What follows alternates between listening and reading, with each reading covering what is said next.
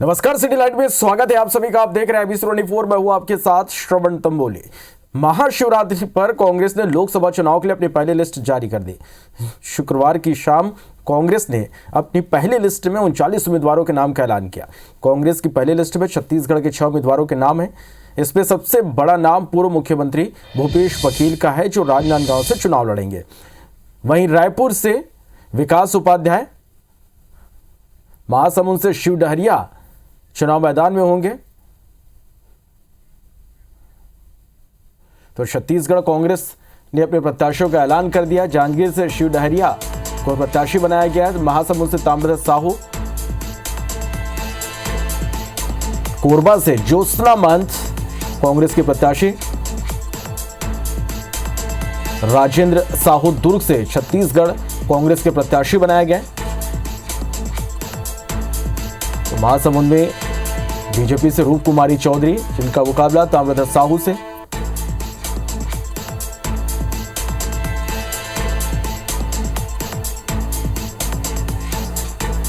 तो दुर्ग में बीजेपी से विजय बघेल प्रत्याशी हैं, तो कांग्रेस की ओर से राजेंद्र साहू। राजनांदगांव से बीजेपी से संतोष पांडे चुनाव मैदान में, तो कांग्रेस की ओर से पूर्व सीएम भूपेश बघेल चुनाव मैदान में।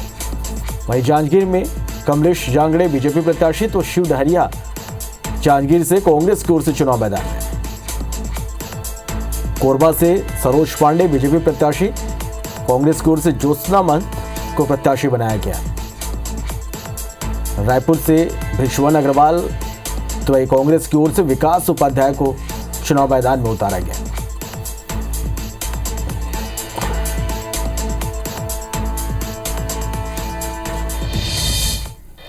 बड़ी खबर रायपुर से, जहां कांग्रेस की सूची पर सीएम साय ने तंज कसा। कांग्रेस के 6 लोकसभा सीटों पर प्रत्याशी को लेकर सीएम का बयान।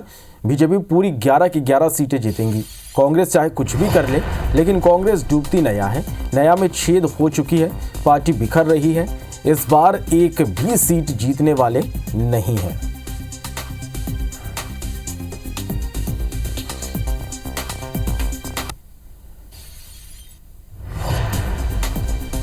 उनका काम है, लोकसभा चुनाव सामने है तो प्रत्याशी तो घोषित करेंगे ही, लेकिन पूरी की पूरी 11 सीट भारतीय जनता पार्टी इस बार जीतेगी। वो कुछ भी कर लें, चाहे भारत जोड़ो यात्रा कर लें, चाहे न्याय यात्रा कर लें, चाहे जातिगत सब कर लें, लेकिन कांग्रेस डूबती नैया है।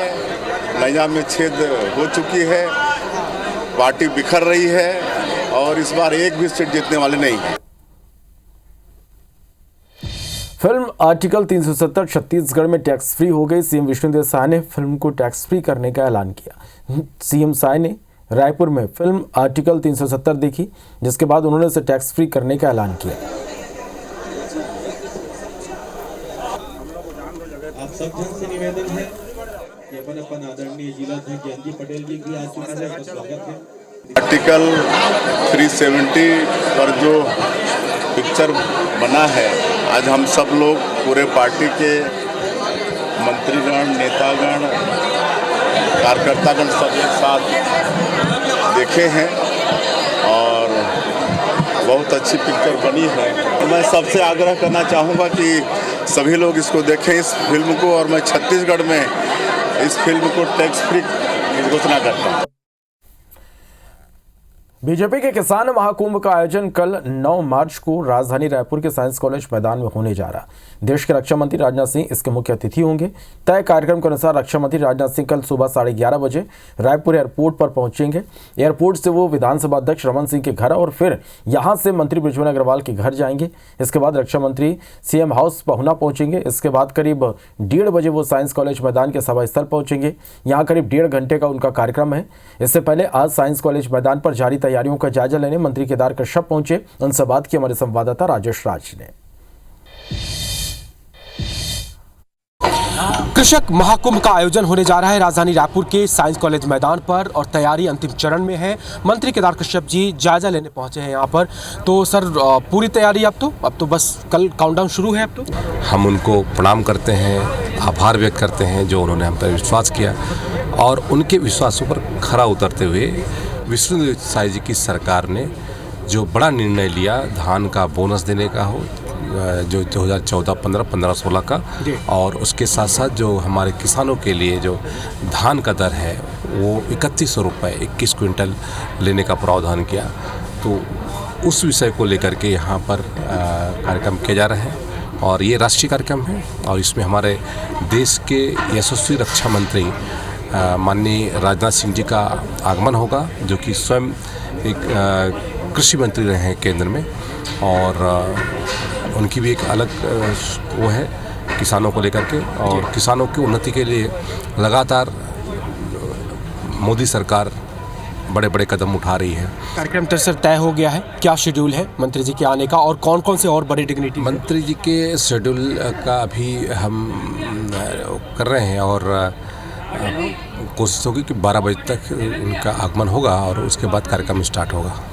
तो ये केदार कश्यप जी, और उन्होंने कहा कि कांग्रेस का जो आरोप है कि महिलाओं को धोखा देने का काम नहीं बल्कि मौका देने का काम बीजेपी करती है, और ये तैयारी लगभग पूरी है। कल कार्यक्रम होगा किसान महाकुंभ का और ये माना जा रहा है कि शायद इसी मंच से महतारी वंदन का जो कार्यक्रम है उसका भी आगाज हो जाए। प्रधानमंत्री नरेंद्र मोदी के आने की कार्यक्रम की संभावना है। अगर वो आ जाते हैं तो यहीं से संबोधित कर देंगे और यहीं से आगाज हो जाएगा, और नहीं तो फिर वर्चुअल माध्यम से जुड़ करके वो इस योजना की शुरुआत कर सकते हैं। कैमरा पर्सन अनिल नागले के साथ राजेश राज, IBC 24 रायपुर। लोकसभा चुनाव से पहले बीजेपी छत्तीसगढ़ के 3 सबसे बड़े वर्ग को साधने जा रही। 1 से 2 दिन में जहां महतारी वंदन योजना राशि महिलाओं के खाते में अंतरित की जाएगी, तो वहीं 12 मार्च को किसानों को धान खरीदी के अंतर की राशि दी जाएगी। 14 मार्च को सीएम विष्णुदेव साय समेत बीजेपी के सभी जनप्रतिनिधि लाभार्थियों से मिलेंगे। इसे लेकर सियासत गर्म है। कांग्रेस का कहना है कि बीजेपी एंटी इनकम्बेंसी को खत्म करने के लिए यह कर रही है, तो वहीं इसे लेकर मंत्री केदार कश्यप का कहना है कि हम तो केवल मोदी की गारंटी पूरा कर रहे हैं। बेरोजगार छत्तीसगढ़ की ये जो माता बहनें इस सरकार से तंग आ चुके हैं। यही कारण है कि लगातार नाराजगी देख रही है। नाराजगी को देखते हुए, एंटी इनकम्बेंसी को देखते हुए ये तारीख पे तारीख बढ़ा रहे हैं ताकि उसको मैनेज कर पाए। महतारी वंदन हो, चाहे किसानों का 3100 रुपये का भुगतान हो, ये सारा का सारा क्या बोलते हैं हमारे किसान भाइयों को मिले। हमारे ये जो संकल्प है ये हम 100 दिन के भीतर पूरा कर रहे हैं। रायपुर के विधायक कॉलोनी में लगभग 2 एकड़ सरकारी जमीन पर कब्जा कर करोड़ों की लागत से बनाए गए सामुदायिक भवन को लेकर नया खुलासा हुआ। पूर्व मंत्री अमरजीत भगत ने जिस सरकारी जमीन पर अवैध रूप से सरगुजा कुटीर बनाकर राजनीतिक उपयोग किया और फिर सामुदायिक भवन का बोर्ड लगा दिया, उसमें अमरजीत भगत के ही नाम पर लगभग 50 किलोवाट का पावर कनेक्शन लिया गया। IBC 24 की खबर के बाद यहां लगे AC निकाल लिए गए, साथ ही मीटर का लोड कम कर उसे बदल दिया गया। अब अधिकारी पता कर रहे हैं कि पूर्व में यहाँ जो मीटर लगा था उसकी खपत कितनी थी और किस आधार पर लगाया गया था। पूर्व मंत्री अमरजीत भगत ने इस मामले में कोई भी जानकारी देने से मना कर दिया। मौके का जायजा लिया हमारे संवाददाता संदीप ने। विधायक कॉलोनी में पूर्व मंत्री अमरजीत भगत ने जो सरकारी जमीनों पर कई करोड़ों रुपए का निर्माण कराया है उसे लेकर बड़ा खुलासा हो रहा है और बड़ा सवाल भी खड़ा हो रहा है। सरगुजा कुटीर हमने दिखाया था आपको कि विधायक कॉलोनी में अपने निवास के सामने अमरजीत भगत ने सरकारी ज़मीन थी जो चरागान की ज़मीन थी उस पर करोड़ों रुपए खर्च करके निर्माण कर दिया और अभी तक नगर निगम ये पता नहीं कर पाया है कि किस विभाग ने कितना पैसा लगाया, क्योंकि खुद अमरजीत भगत भी इसका जवाब नहीं दे रहे हैं और मीडिया पर ही जिम्मेदारी डाल रहे हैं कि आप लोग पता करें। अब देखिए बड़ा सवाल क्या खड़ा हो रहा है आपको बताते हैं। यहाँ पर 25 से 30 AC लगे थे, मगर जो एक तरफ से दिखते थे दूसरी तरफ भी लगभग 35 AC थे, तो 40 AC थे लगभग। लेकिन आपको बता दें ये मीटर आप देखिए, मीटर बता रहा है सिर्फ 1048 यूनिट की रीडिंग बता रहा है और ये मीटर आपको बता दें माननीय अमरजीत भगत जी के नाम से 6 किलोवाट का ये मीटर लगा है बिजली का। और इस पर जो आप देखेंगे 500 एम्पियर और 500 वाट के जो फ्यूज़ लगे हैं वो हो, तो कितना तगड़ा कनेक्शन यहाँ से बिजली का दिया गया है, कितना हैवी लोड यहाँ से था, लगभग 40 AC थे। लेकिन सिर्फ आपको बता दें कि 1000 यूनिट बिजली ही यहाँ पर दिखाई दे रही है जिसकी खपत है। तो इससे अंदाज़ा ये लगाया जा रहा है कि आखिर जो बिजली का सप्लाई यहाँ पर जो मीटर लगे थे वो कहाँ से होता था, क्योंकि AC जो लगे थे वो कहाँ से होता था, क्योंकि 30-40 AC तो साफ साफ दिखाई देते थे। अंदर जो AC लगे हैं इसके अलावा जो कमरे हैं, मॉनिटर रूम है, स्टूडियो है, तमाम कर्मचारियों के कमरे हैं, तमाम तरह के लाइट्स यहाँ पर लगे हुए हैं। तो एक बड़ा सवाल अब ये खड़ा हो गया है कि यहाँ जो एसी लगे थे आखिर वो चलता किससे था सारा सिस्टम, क्योंकि जो मीटर यहाँ पर अमरजीत भगत जी के नाम से लगा है उसमें सिर्फ 1000 यूनिट बिजली की खपत उसमें दिखाई दे रही है। तो नगर निगम की जो अधिकारी है जो इस मामले में जांच कर रहे हैं, वो कहीं ये आशंका जता रहे हैं कि कहीं ना कहीं बिजली की सप्लाई को लेकर भी कोई अनियमितता तो नहीं बरती है। फिलहाल ये ज़मीन किसने अलॉट करी, किस विभाग ने कितना पैसा लगाया, इसका जवाब तो ना तो नगर निगम दे पा रहा है, ना ही अमरजीत भगत दे पा रहे हैं। देखते हैं जांच में क्या खुलासा होता है। कैमरामैन नज़ीर खान के साथ संदीप शुक्ला, IBC 24 रायपुर। बिजली मीटर लगा हुआ है, अभी भी कब्जे पे है, सरकारी ज़मीन है। मामला संज्ञान में आया है, जल्दी ही नियमानुसार कार्रवाई की जाएगी। पूर्व सीएम उमा भारती आज सीहोर दौरे पर पहुंची। उमा भारती चिंतामन गणेश मंदिर भगवान गणेश के दर्शन करने पहुंचे। पश्चिम बंगाल को लेकर कहा कि पश्चिम बंगाल में राष्ट्रपति शासन लागू कर देना चाहिए। तृणमूल की कांग्रेस की महिलाओं के प्रति जो भावना है वो संदेश खाली से स्पष्ट है। उन्होंने कहा कि पश्चिम बंगाल सरकार को डिसमिस कर देना चाहिए और राष्ट्रपति शासन लागू कर देना चाहिए। लोकसभा चुनाव में मेरा मानना है कि इस बार 400 से अधिक सीटें आ सकती है। अयोध्या के लिए सबसे बड़ा संघर्ष प्रधानमंत्री ने किया। तृणमूल कांग्रेस की जो महिलाओं के प्रति भावना है वो संदेश खाली से स्पष्ट हो गई और तुष्टीकरण की राजनीति की सारी हदें पार हो गई हैं। मैं तो मानती हूँ कि पश्चिम बंगाल की सरकार को डिसमिस कर देना चाहिए, राष्ट्रपति शासन लागू करना नहीं। बंगाल में हम क्या पूरे विश्व में मोदी जी का नाम पर्याप्त है। भिंड में बीजेपी नेता और होटल संचालक के बेटे की गोली मारकर हत्या कर दी गई। घटना में बीजेपी नेता विनोद जैन के बड़े बेटे प्रमाण जैन को करीब 6 गोली लगी, जिसे परिजनों ने तत्काल अस्पताल पहुंचाया, जहां उसने इलाज के दौरान दम तोड़ दिया। वहीं हत्या की सूचना मिलती पुलिस डॉग स्क्वाड की टीम और विधायक नरेंद्र सिंह कुशवाहा मौके पर पहुंचे। पुलिस ने होटल में लगे CCTV फुटेज खंगाले, इसमें 2 बदमाश दिखाई दिए। पुलिस ने दोनों बदमाशों की पहचान कर ली। भिंड SP का कहना है कि आरोपियों का मृतक के परिवार से संबंध रहा, उनकी जल्द गिरफ्तारी की जाएगी। वहीं हत्या की खबर लगते ही व्यापारियों ने अपने प्रतिष्ठान बंद कर दिए और आरोपियों की जल्द गिरफ्तारी की मांग की। फिलहाल पुलिस आरोपियों की तलाश में जुटी और पुलिस को अब तक कोई सुराग नहीं मिला।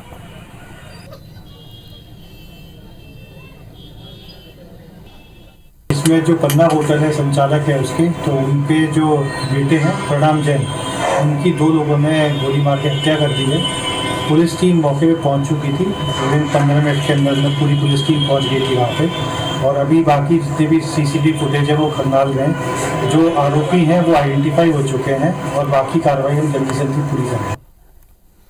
जशपुर के पत्थल गांव में एक पागल कुत्ते ने जमकर उत्पात मचाया। उसके हमले से बच्चों समेत 1 दर्जन लोग घायल हो गए। घटना कोतबा कस्बे की बताया जा रहा है, जहां कुत्ते ने सबसे पहले नीलेश नाम के बच्चे पर हमला किया। जब उसके पिता ने उसे बचाने की कोशिश की तो कुत्ते ने उसे भी काट लिया। कोतबा के खड़ियापारा, कमरपारा और कारगिल चौक पर घंटों इस कुत्ते का आतंक जारी रहा। आखिर में यह कुत्ता एक घर में घुस गया, कई लोगों को अपना शिकार बनाया, जिसके बाद भीड़ ने कुत्ते को मार डाला। घायल बच्चों को प्राथमिक इलाज के बाद जिला अस्पताल रेफर किया गया। इस घटना के बाद प्रशासन ने जशपुर में नगर पालिका और पंचायत में आवश्यक कदम उठाने के निर्देश दिए।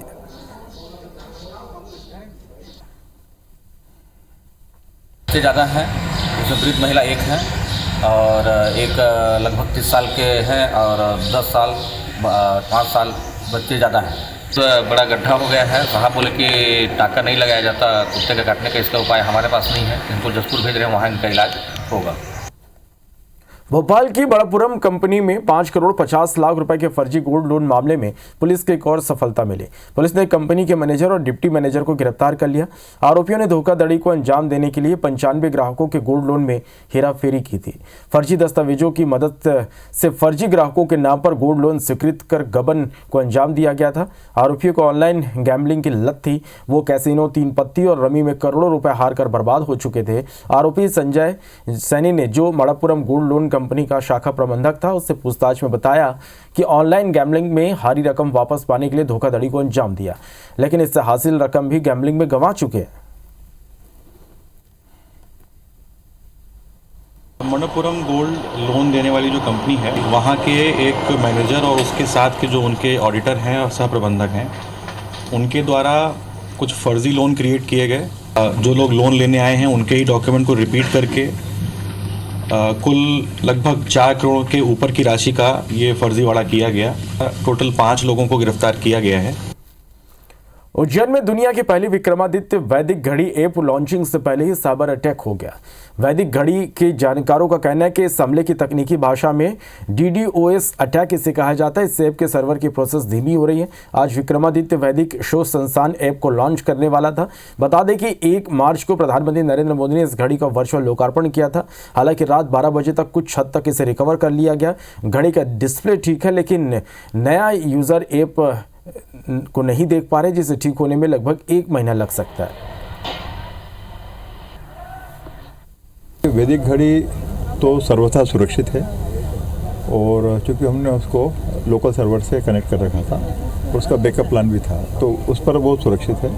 हम इसका जो वैदिक डिजिटल क्लॉक के नाम से जो ऐप डेवलप कर रहे थे, इस तरह का सिलसिला चालू हो गया था। पहले हमारी वेबसाइट है एक तरह से डाउन हुई, राज्य सरकार के संज्ञान में, वहाँ भी उनसे भी बात हुई है। विक्रमादित्य वैदिक क्लॉक और वैदिक डिजिटल क्लॉक और हमारी वेबसाइट vedicstandardtime.com, तो इसके ऊपर हमारे ऊपर कल रात से एक साइबर अटैक हुआ है, जिससे हमें मालूम पड़ा कि 2800 असली यूज़र हमारी वेबसाइट को देख रहे हैं, लेकिन 3.5 लाख से ज़्यादा बॉट्स हमारे ऊपर अटैक कर रहे हैं।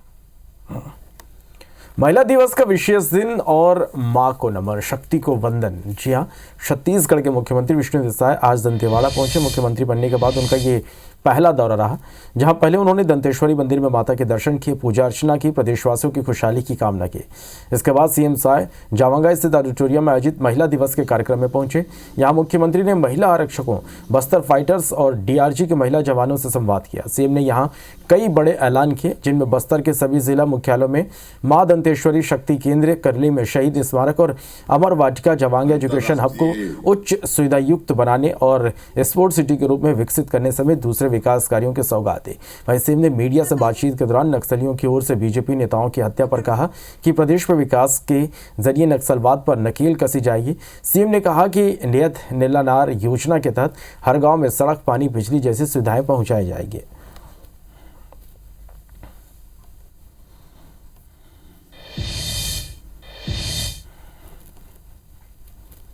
हमारी सरकार आई है तब से नक्सलवाद के साथ लड़ाई मजबूत हुई है और कहीं ना कहीं ये जो हम लोग विकास करना चाहते हैं, जो सरकार की योजना है उसको लोगों तक पहुंचाना चाहते हैं। लगातार नए सुरक्षा कैंप खोल के जो सरकार की योजनाएं हैं और एक नया नियत नीलानार आपका अच्छा गांव योजना लागू करके हर व्यक्ति तक मतलब सड़क पहुंचाना चाहते हैं, बिजली पहुंचाना चाहते हैं, पानी पहुंचाना चाहते हैं, राशन पहुंचाना चाहते हैं।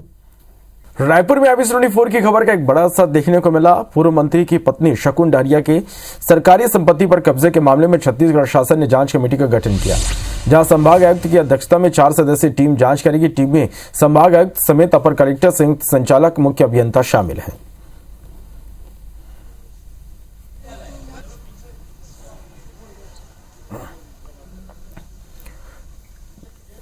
तो IBC24 की खबर का ये एक बड़ा असर यहां पर देखने को मिला है।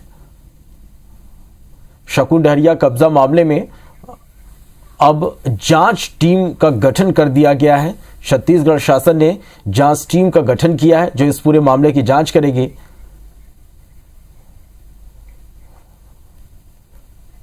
तो रायपुर से ये बड़ी खबर आप तक हम पहुंचा रहे हैं, जहां शकुन डहरिया कब्जा मामले में IBC24 की खबर का ये बड़ा असर यहां पर देखने को मिला। छत्तीसगढ़ शासन ने इस पूरे मामले की जांच के लिए एक टीम का गठन कर दिया गया। आपको बता दें कि IBC24 ने इस पूरे मामले को प्रमुखता से इस खबर को प्रसारित की, प्रमुखता से हमने खबर दिखाई, जिसके बाद इसका असर यह हुआ कि छत्तीसगढ़ शासन ने इस पूरे मामले की जांच के लिए टीम का गठन अब कर दिया है।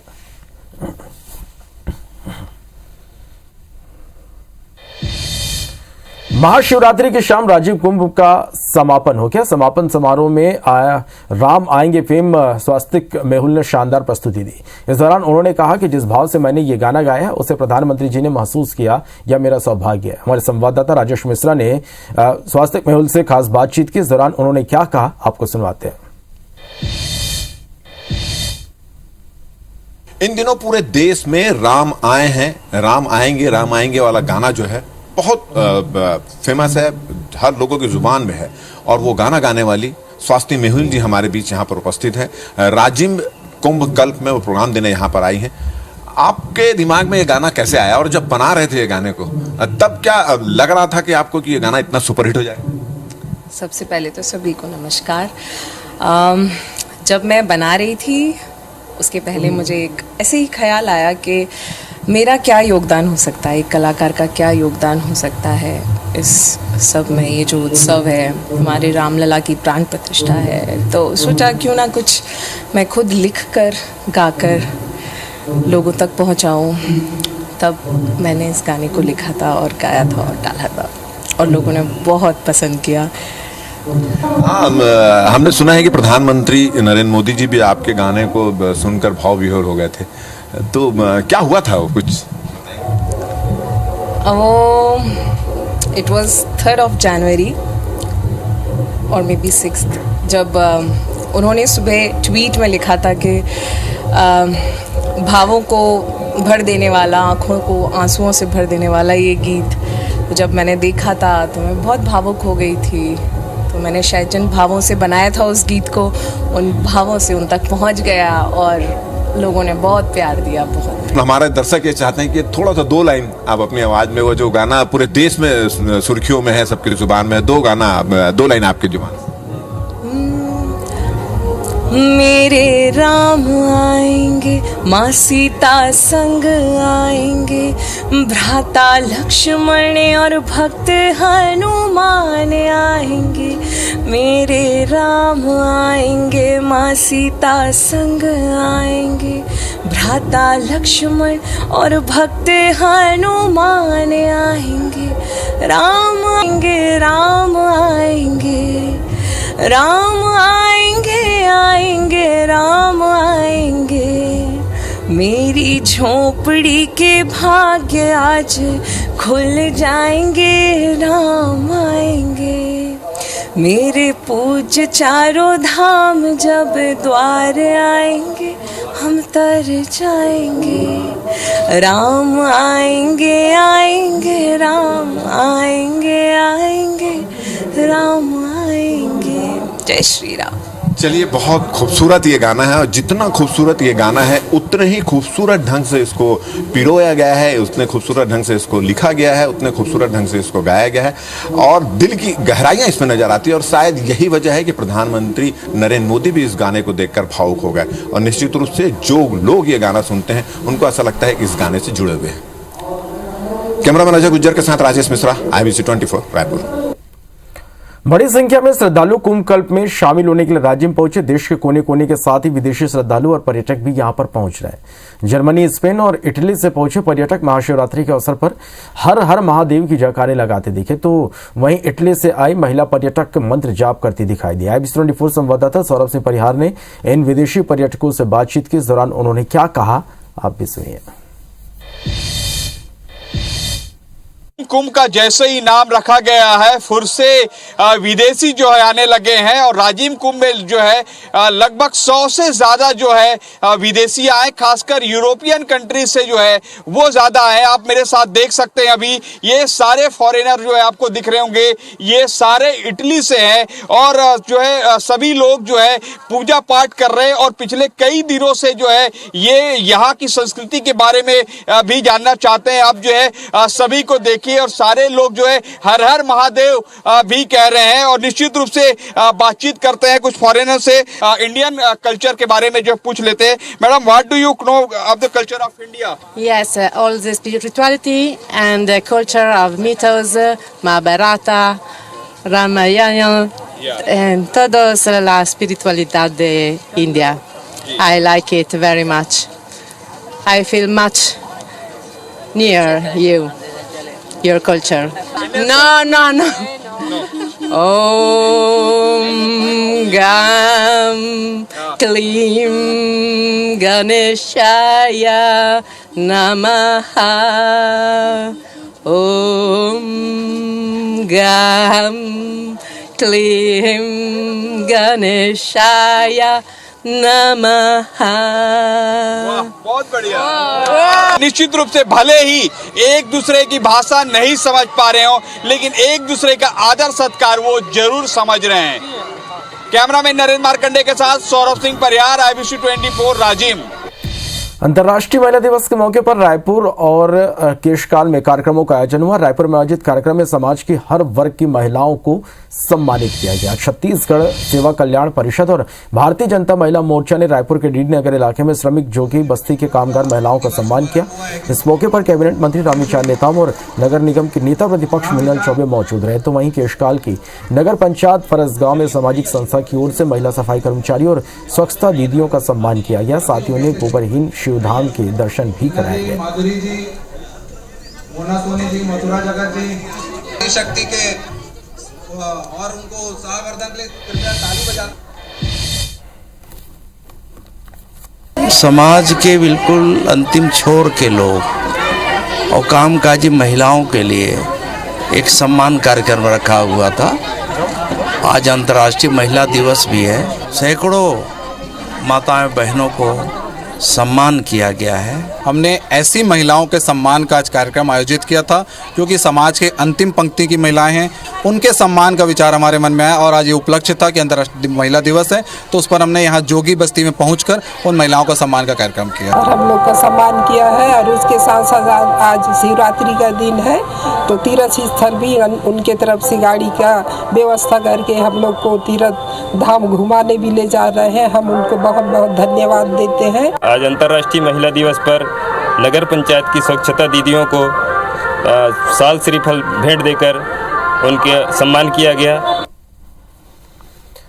महिला दिवस के मौके पर आज मध्य प्रदेश में कई आयोजन हुए, तो कई खास तस्वीरें भी देखने को मिली। ग्वालियर के बिचौली थाना इलाके में थाना प्रभारी अनु वेनीवाल ने महिला सशक्तिकरण के लिए एक ट्रैक्टर रैली मिली। ग्वालियर के बिचौली थाना इलाके में थाना प्रभारी अनु वेनीवाल ने महिला सशक्तिकरण के लिए एक ट्रैक्टर रैली का आयोजन किया, जिसमें युवतियों और महिलाओं ने ये ट्रैक्टर चलाए। एक दिन पहले इन्हें ट्रैक्टर चलाने की ट्रेनिंग भी दी गई थी। वहीं बैतूल जिला जेल में आज दिन भर का कार्यभार महिला पुलिस कर्मियों ने संभाला। बैतूल जिला जेल में की गई विशेष पहल के तहत एक दिन के लिए अधीक्षक से लेकर वारंट प्रभारी तक और जेलर से लेकर सुरक्षा गार्ड तक की भूमिका में यहाँ महिला पुलिसकर्मी ही नजर आई।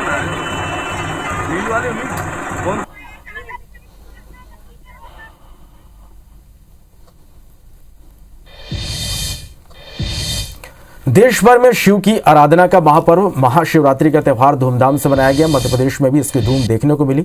सुबह से शिवालयों में भक्तों का तांता लगा रहा। हम आपको इससे जुड़ी दो तस्वीरें दिखा रहे हैं। पहली तस्वीर शाजापुर से, जहां शिव मंदिर में सुबह से भक्तों का पहुंचना शुरू हो गया। लोगों ने मंदिर में भोले बाबा का अभिषेक किया और अपनी मनोकामना पूरी करने की कामना की। वहीं दूसरी तस्वीर विदिशा से, जहाँ शिव पार्वती विवाह का आयोजन किया गया और भव्य शिव बारात निकाली गई।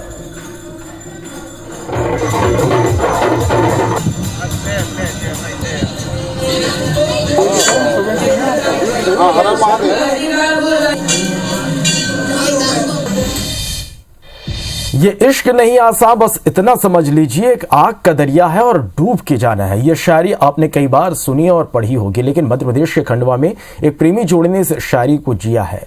अलग अलग धर्मों के होने के कारण उनके प्यार को कोई समझ नहीं पाया। फिर दोनों ने एक दूजे का होने की ठानी और निकल पड़े एक नए सफर पर। देखिए रिपोर्ट।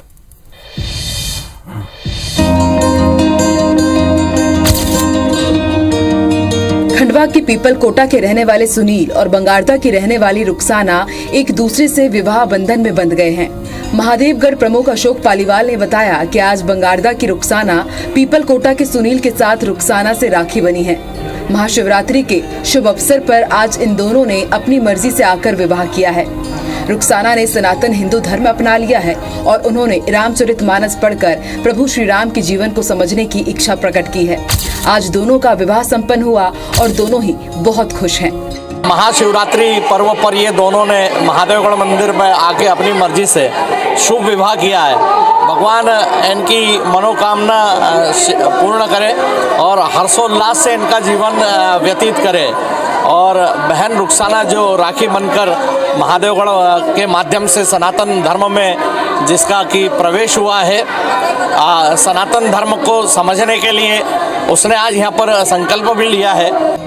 अलग अलग धर्म होने के कारण दोनों की शादी में परेशानी हो रही थी, लेकिन सच्चे प्यार के सामने सब कुछ बौना हो जाता है।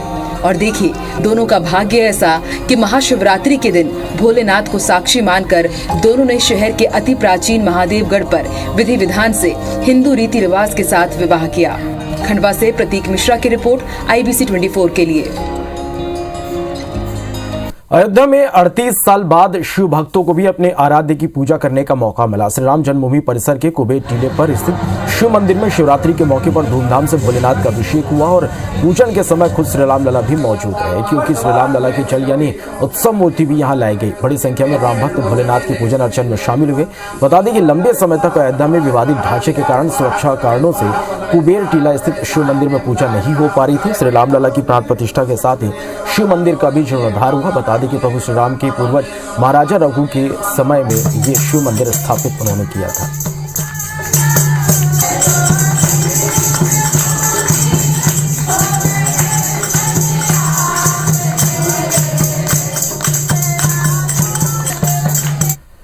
रायपुर से बड़ी खबर, जहां IBC 24 की खबर का एक बड़ा असर हुआ। तेलीबांधा से VIP चौक तक बने डिवाइडर का ये मामला संभाग आयुक्त की अध्यक्षता वाली टीम मामले की जांच करेगी।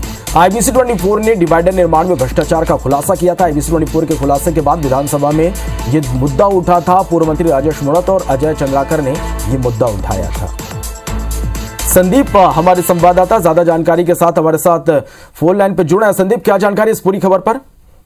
देखिए, दर्शकों को याद दिला दें कि पिछले साल का ये मामला है और हमने इसका आपको बता दें कि तेलीबांधा से VIP चौक तक का जो एक सड़क का हिस्सा है उसमें 1 करोड़ रुपए की लागत से ये डिवाइडर बनाया जा रहा था और हमने ये खुलासा किया था कि इस डिवाइडर का टेंडर नहीं हुआ था और उसके ही पहले ये 70% काम हो चुका था। मतलब किसी चहेते ठेकेदार को नगर निगम के माध्यम से ये ठेका दे दिया गया था, लेकिन हमने पूरे मामले का भंडाफोड़ कर दिया, जिसके बाद महापौर एजाज ढेबर को आगे सफाई देनी पड़ी कि ये जो निर्माण हो रहा है ये किसी अन्य फंड से हो रहा है, नगर निगम से नहीं हो रहा है। जबकि हमने बताया कि 10 टेंडर निकाले गए थे अलग अलग, जो 20-20 लाख रुपए के, लगभग 1-1.5 करोड़ रुपए इसमें खर्च होना था, जिसके बाद टेंडर रद्द कर दिया गया। पूरा मामला ये बताया गया कि इसे कुछ व्यापारी कारोबारी मिलकर इसका सौंदर्यीकरण करा रहे हैं। काफी लिपापोती हुई कांग्रेस की सरकार थी और उस समय भाजपा ने इस पर विरोध प्रदर्शन किया था जोरदार। जबकि सरकार बदली है तो आपको बता दें विधानसभा में मामला उठा है। अजय चंद्राकर पूर्व मंत्री जो कि वर्तमान विधायक भी है, उन्होंने मामला उठाया है। और सबसे बड़ी बात, जांच समिति जो बनी है, संभाग आयुक्त इसके अध्यक्ष रहेंगे, एक अपर कलेक्टर रहेगा, एक संयुक्त संचालक रहेगा और एक मुख्य अभियंता रहेगा। तो कोई भी छोटा अधिकारी नहीं है, तमाम जो बड़े अधिकारी है इस पे। और हम ये उम्मीद करते हैं कि जो भ्रष्टाचार हुआ उसको कुछ न कुछ सामने निकलेगा और कोई ना कोई कार्रवाई जरूर होगी। चलिए, बहुत शुक्रिया संदीप पूरी जानकारी के लिए।